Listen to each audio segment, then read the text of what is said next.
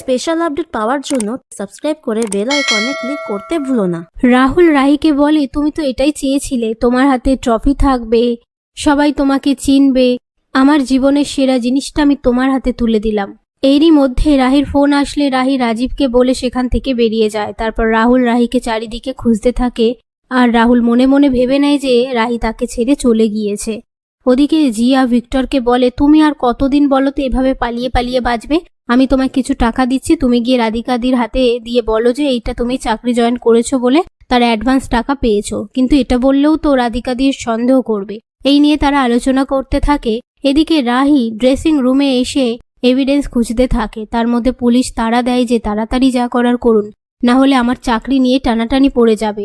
আমি অনেক রিস্ক নিয়ে আপনাকে এখানে নিয়ে এসেছি।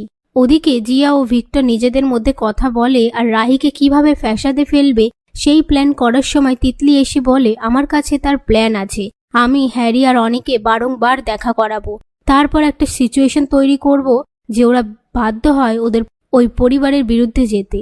তিতলির এই প্ল্যানে তারা রাজি হয়ে যায়। এরপর ভিক্টর বলে, আমার ঘড়িটা আমি খুঁজে পাচ্ছি না, কোথায় গেল?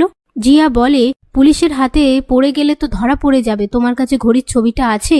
তখন ভিক্টর জিয়াকে ঘড়ির ছবিটা দেখায়।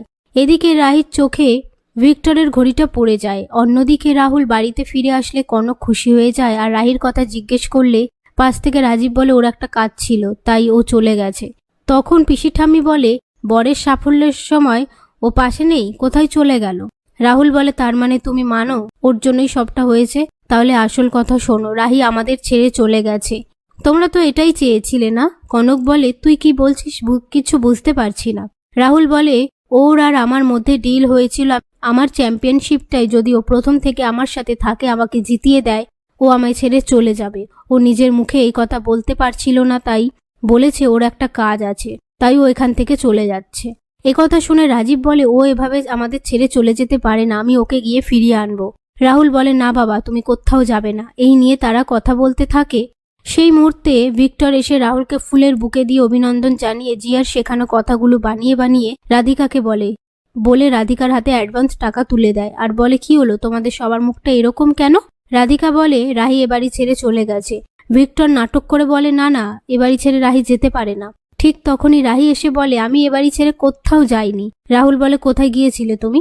রাহি বলে, তোমাকে যে এত বড় একটা চক্রান্তের মধ্যে ফেললো তুমি জানতে চাও না সেটা কে এই কাজটা করলো? তখন ভিক্টর মনে মনে বলতে থাকে, আমি এখনই এলাম আর রাহি সব জেনে গেল? কিভাবে জেনে গেল? এরপর রাজীব রাহিকে বলে, তুই সবটা জানতে পেরেছিস? রাহি বলে, হ্যাঁ বাবা। রাজীব বলে, একবার বল তার নামটা, তারপর তার একদিন আমার একদিন।